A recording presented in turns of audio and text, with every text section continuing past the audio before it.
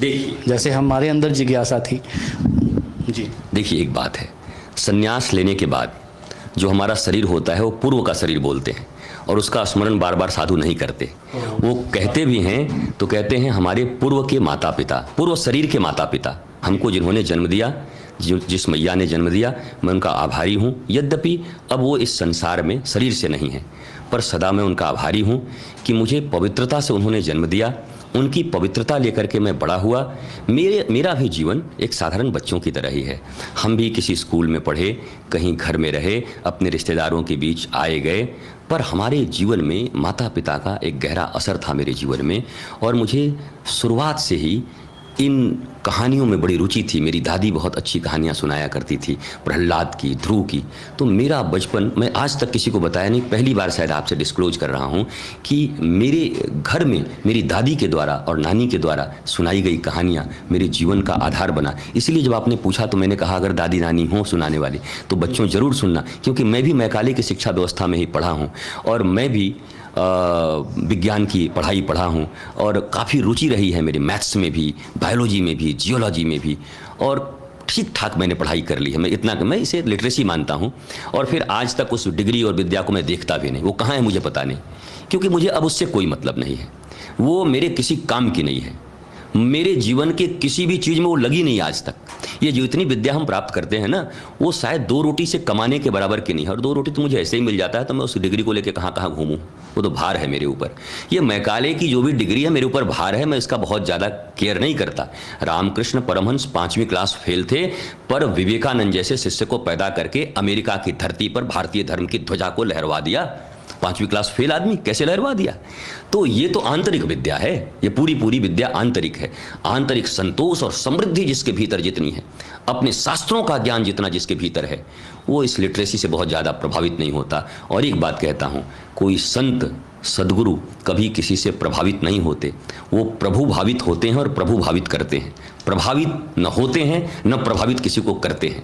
वो चाहते हैं कि ये प्रभु के भाव में भर जाए। जीवन में अभाव तभी मिटेगा जब हम प्रभु के भाव में भरेंगे। या तो भाव रहेगा या अभाव रहेगा। भाव आपके पास है नहीं तो अभाव में आपको जीना पड़ेगा। हर समय अभाव है। एक बार भाव बना के देखिए अपने सदगुरु के प्रति और परमात्मा के प्रति। मैं सत्य कहता हूँ, निष्ठा से कहता हूँ, प्रतिज्ञान करता हूँ कि आपके जीवन से अभाव मिट जाएंगे और आप परम भाव की धारा में बह जाएंगे, आप आनंदित हो जाएंगे। मेरा जीवन ऐसा ही रहा है। मैंने स्कूल भी की, कॉलेज भी किए, और ये बड़ी लंबी कथा है। मैं आपको ये भी कह सकता हूँ, मेरे अपने जीवन में एक वक्त सरकार की नीतियों के कारण मुझे कारागार भी जाना पड़ा एक बार। और मैंने जो आपको कारागार के विषय में इतना बताया ना, इसीलिए बताया कि वहां से कोई व्यक्ति कभी भी आज तक इंसान बनकर नहीं निकला। 99% लोग वहाँ से अपराधी बन के निकलते हैं। यद्यपि मैं जहाँ था वहाँ पर 1000 लोग थे और मैं बहुत कम दिनों के लिए था। मैंने 936 लोगों को दीक्षाएं दे दी, ठाकुर जी से उनको जोड़ दिया।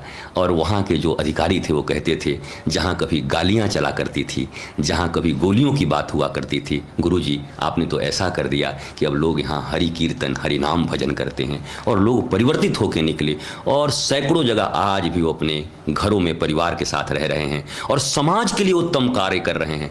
मैंने संगति का असर देखा है।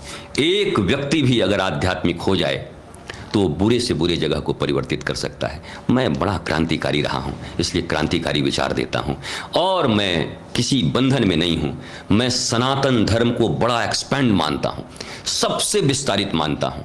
मैं छोटे छोटे टुकड़ों में बटा हुआ नहीं हूँ। जाति पाति पूछे नहीं कोई, हरि के भजे सो हरि के होई।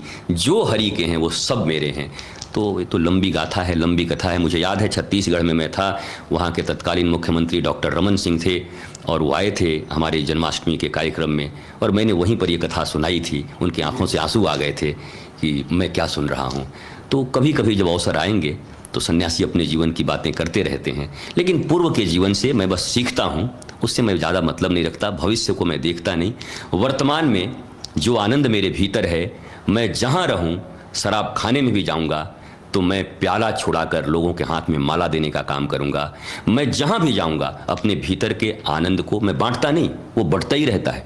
गुलाब कहीं जाए तो गुलाब को ये अहंकार नहीं होता, देखो मैं गुलाब का आपको गंध दे रहा हूँ। क्या गुलाब कोई दुर्गंध दे सकता है क्या? गुलाब की सहज अवस्था है गंध देना, सुगंध देना। तो ऐसे पवित्र व्यक्ति, पवित्र लोग, ज्ञानी लोग जहाँ रहेंगे वो स्वतः बहते रहेंगे, उनकी सुगंध जाती रहेगी, हमको मेहनत नहीं करना पड़ता। हम जहाँ रहेंगे ऐसा ही होगा।